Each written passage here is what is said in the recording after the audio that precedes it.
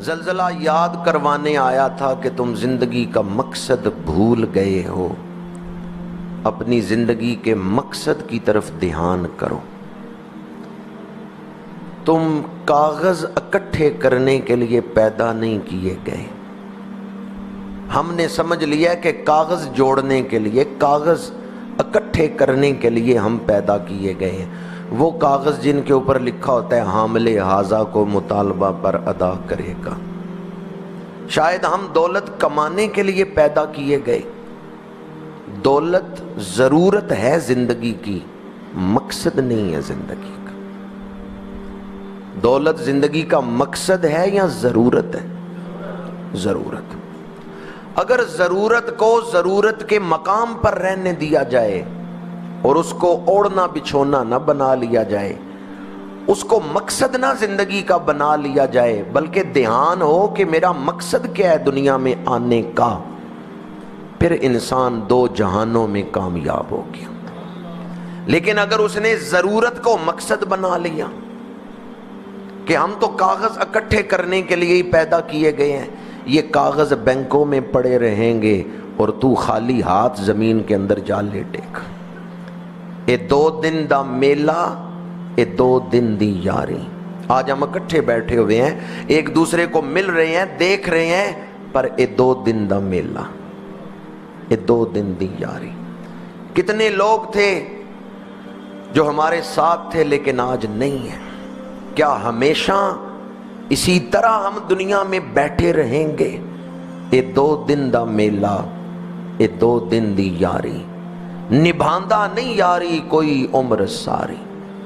اس مقصد کی طرف دھیان دیں جس مقصد کے لیے دنیا میں بھیجے گئے ہیں۔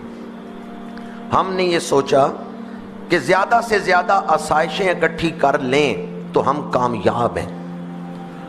دنیا میں آپ کو جو کچھ دیا جا رہا ہے بطور آزمائش دیا جا رہا ہے۔ دنیا کی دولت آزمائش، شہرت آزمائش، منصب آزمائش، اقتدار آزمائش، اولاد آزمائش۔ دنیا میں آپ کو جو کچھ دیا جا رہا ہے یہ آزمائش ہے۔ جنت میں جو کچھ دیا جائے گا وہ آزمائش نہیں ہوگا، وہ انعام ہوگا۔ تو پھر نعمت کا مزہ کہاں ہے، دنیا میں یا جنت میں؟ دنیا میں پھل کھائیں، روٹی کھائیں، قیامت کے دن حساب دینا ہے۔ جنت میں نعمتیں کھائیں گے تو حساب بھی دینا ہے۔ پھر اصل مزہ کہاں ہے؟ دنیا میں جو کچھ دیا جا رہا ہے آزمائش کے طور پہ، جنت میں جو کچھ دیا جائے گا وہ آزمائش نہیں ہوگا، وہ انعام ہوگا۔ وہ انعام ہوگا قدرت کی طرف سے، اللہ کریم کی طرف سے وہ انعام عطا کیا جائے گا۔ اصل زندگی تو پھر جنت میں ہے نا، کہ وہاں جو کچھ مل رہا ہے وہ بطور انعام مل رہا ہے۔ گھر جا کے سوچئے گا کہ آزمائش میں اور انعام میں فرق کیا ہے۔ ہم نے آزمائش کو انعام سمجھ لیا۔ قرآن کہتا ہے ثم لتسألن یومئذ عن النعیم۔ دنیا میں جو کچھ مل رہا ہے یہ نعمتیں ہیں، لیکن ان نعمتوں کا حساب ہے۔ ثم لتسألن یومئذ عن النعیم، یہ نعمتیں ہیں پر ان کا حساب ہوگا۔ جنت میں جو نعمتیں دی جائیں گی وہ بطور انعام دی جائیں گی۔ تو ہم نے جو آزمائش والی نعمتیں ہیں ان کو اصل سمجھ لیا ہے، اور منعم کو بھول گئے جو نعمتیں عطا کرنے والا ہے۔ جو نعمتیں عطا کرنے والا ہے اس کو ہم نے بھلا دیا، اس سے غافل ہو گئے۔ قرآن مجید نے دو ٹوک انداز میں واضح کر کے بتا دیا ہے کون نفع میں ہے کون نقصان میں۔ والعصر ان الانسان لفی خسر الا الذین آمنوا وعملوا الصالحات وتواصوا بالحق وتواصوا بالصبر۔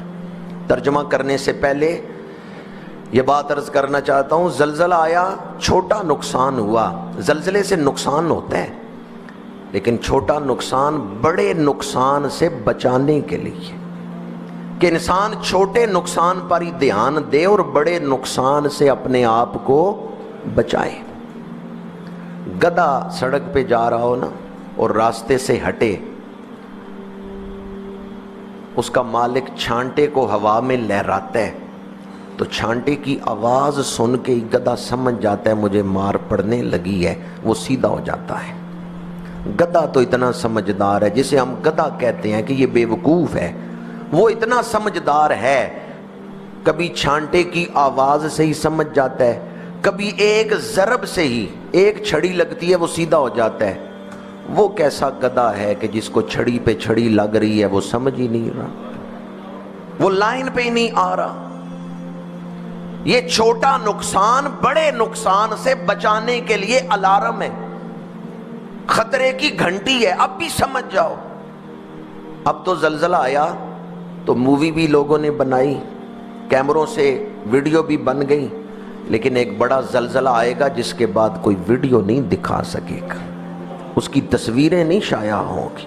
اذا زلزلت الارض زلزالها واخرجت الارض اثقالها وقال الانسان ما لها يومئذ تحدث اخبارها۔ قرآن مجید نے ہمیں، اگر دل میں یہ فکر پیدا ہو جائے کہ میں نے اس سے سبق حاصل کرنا ہے، تو پھر آئیں قرآن مجید سے سبق لیں کہ کس طرح ہم نقصان سے بچ سکتے ہیں، کس طرح ان میں شامل ہو سکتے ہیں جن پہ اللہ راضی ہے اور انہیں مقام انعام تک پہنچائے گا۔